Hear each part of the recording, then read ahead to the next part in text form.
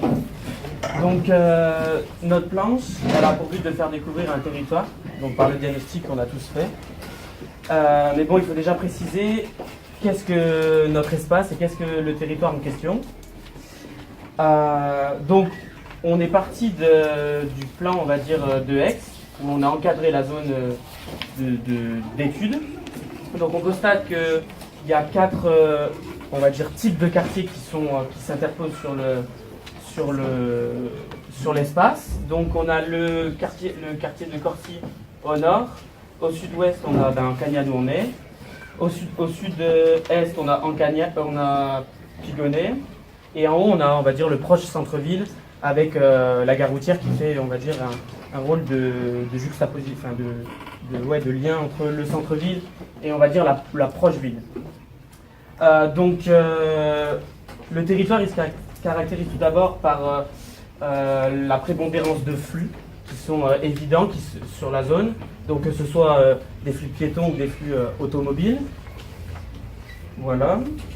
Oui, parce que la 51 est vraiment très proche et c'est, on va dire, la voie d'entrée et de sortie de Aix. Donc aussi, le territoire, il se caractérise également par une non-homogénéité de son architecture. En effet, on a plusieurs, on va dire, grands bâtiments qui sont sur l'espace, sur le rond-point, je parle. On a le Pasino, qui est un équipement, on va dire, un équipement, voilà. La gare routière, une résidence universitaire qui est toute neuve, et des résidences, on va dire, des années 70-60 sur le haut de Corcy. Voilà. Donc le territoire, on l'a tous vu, hein, il regorge un maximum d'aspects, mais nous on va se focaliser sur certains. Donc dans un premier temps, on va voir que l'histoire de ce quartier est primordiale, car elle explique l'architecture et elle explique comment est le quartier aujourd'hui en partie. Néanmoins, on verra qu'il y a des problématiques qui sont urbaines, qui sont évidentes, on a tous fait le diagnostic, on sait qu'il y a des problématiques.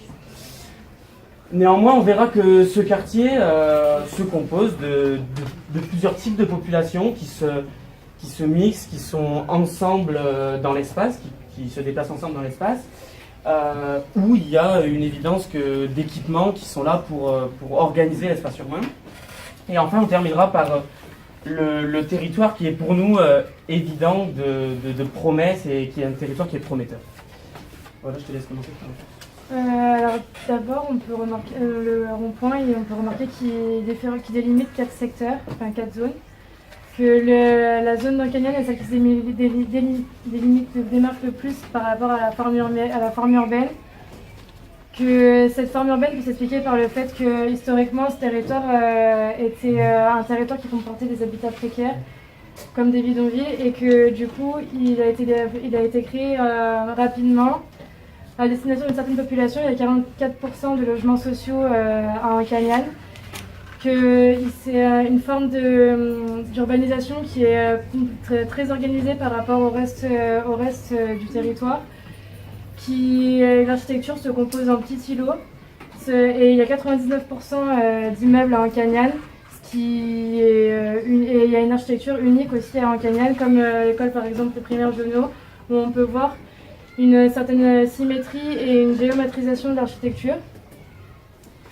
Ensuite, sur les autres territoires, on peut voir que la forme urbaine est plus diversifiée, qu'il y a plus de mixité au niveau architectural, qu'il y a des grosses structures donc en haut, qu'il y a aussi des immeubles et des maisons individuelles, que c'est beaucoup plus mixte au niveau architecture. Le quartier d'Ancagnane, il est aussi différenciable parce qu'il est entouré de grands axes. Et c'est un territoire où les grands axes de circulation, donc automobiles, sont très présents. Donc, c'est ce qui s'explique par le fait que la 51 remontait jusqu'au rond-point. Et donc du coup, ces grands axes qui favorisent la circulation automobile entraînent des problématiques comme la pollution. On va vous expliquer, Julie. Donc le territoire il présente des pollutions sonores, des nuisances sonores, comme par exemple, on a mesuré grâce à un sonomètre le taux de décibels donc sur le rond-point à 16h, et donc on a dans une période de 84, Donc c'est au-dessus de la norme qui est la limite autorisée de 70 décibels, donc c'est au-dessus, donc on veut dire que c'est une nuisance. Il y a aussi une pollution atmosphérique par rapport au trafic dense du fait de l'avenue de l'Europe, ou encore donc du coup de l'autoroute, des autoroutes à proximité. Et en plus de cela, il y a de nombreuses lignes de bus donc, qui favorisent la pollution atmosphérique. Donc par exemple, on compte 44 000 véhicules par jour, donc, ce qui est donc pas mal, et donc une dizaine de lignes de bus. Et c'est pour ça qu'on pense que le BHNS favorisera donc aura un impact positif sur la qualité de l'air dans ce territoire-là. On a aussi constaté donc, des pollutions visuelles, telles que des poubelles à l'air libre, et qui donc a une image on va dire, négative sur le territoire. De plus, on a constaté aussi des espaces libres qui sont ni aménagés ni mis en valeur. Et donc du coup, comme par exemple ce terrain qui se situe près de l'autoroute, donc il n'est pas aménagé ni mis en valeur, donc c'est un peu c'est problématique. Et du coup, ouais. Et on a aussi constaté des stationnements interdits, donc comme dans cette voiture qui est donc garée en dehors des lignes de stationnement, et qui du coup réduit l'espace de circulation pour les voitures. Et aussi donc, des stationnements illicites qui donc les voitures sont positionnées dans les espaces libres, l'espace vert, et donc ça réduit la capacité d'accueil donc des habitants dans l'espace vert. Donc on pense que s'il y a un meilleur respect des règles de stationnement, on pourrait donc peut-être espérer un aménagement des espaces verts en espace de jeu ou et donc du coup, je passe la parole à Adam qui va vous expliquer l'application. Alors moi je vais vous parler déjà on a vu donc que l'architecture elle favorisait certaines choses, et nous on a constaté que l'avenue de l'Europe elle avait un rôle déterminant dans l'espace, parce que c'est là où on va dire que déjà il y a le plus de véhicules et de flux de piétons. Néanmoins, il y a vraiment une valorisation qui est en train de se mettre en place, puisque la piétonisation, une partie de la piétonisation de l'avenue, puis la réalisation des pistes cyclables va permettre de vraiment fluidifier, on va dire, les piétons qui sont vraiment l'atout aujourd'hui du territoire. En plus, le tracé du BHNS qui passe dessus est un atout supplémentaire. On a également constaté que la place où se passe le marché 3 fois par semaine est là aussi un endroit vraiment, un lieu sur le territoire qui est vraiment très important dans la vie du quartier. Pourquoi ? Parce qu'on a constaté, Maëlle elle a réalisé 4-5 entretiens je crois, dont 2 personnes qui venaient de l'extérieur de la zone en question, qui venaient au marché, donc ça montre que c'est un endroit où des gens extérieurs au quartier viennent pour vraiment une offre précise. Voilà. Ensuite, sur l'aspect de la population, l'histoire fait que sur ces gens-là, sur cet espace-là, on a une part de personnes immigrées entre 15 et 22%, ce qui montre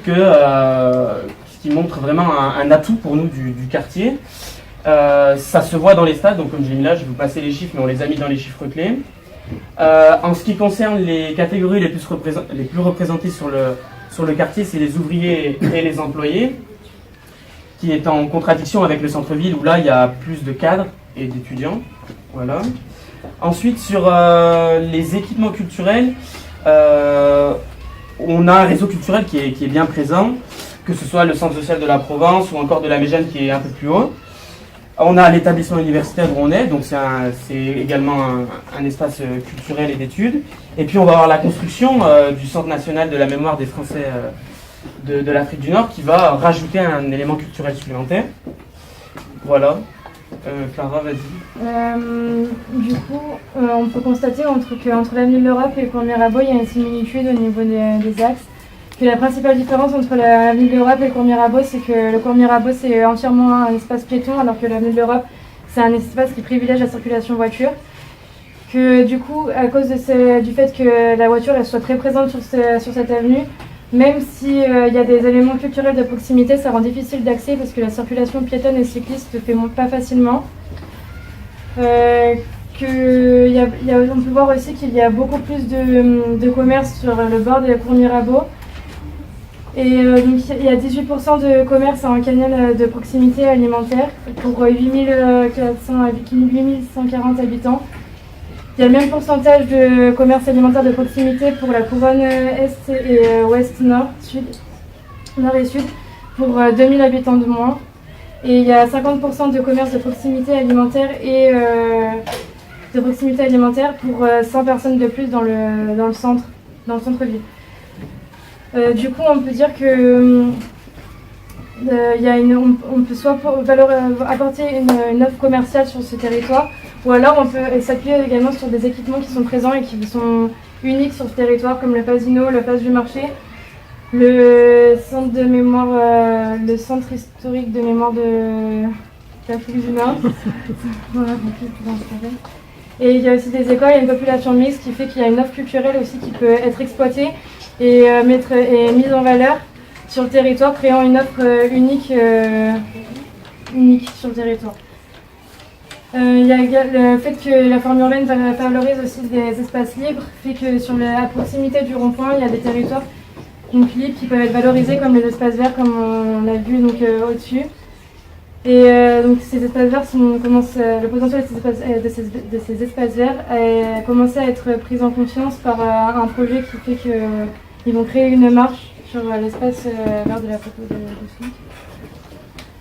Et du coup, on peut dire que la forme urbaine et l'architecture unique d'un canyon qui favorise les espaces libres et le fait qu'il y ait une population mixte, malgré qu'il y ait des équipements culturels donc uniques sur le territoire, malgré qu'il y ait des problématiques, fait que ça peut être des leviers du territoire, s'ils sont exploités et mis en avant. Voilà.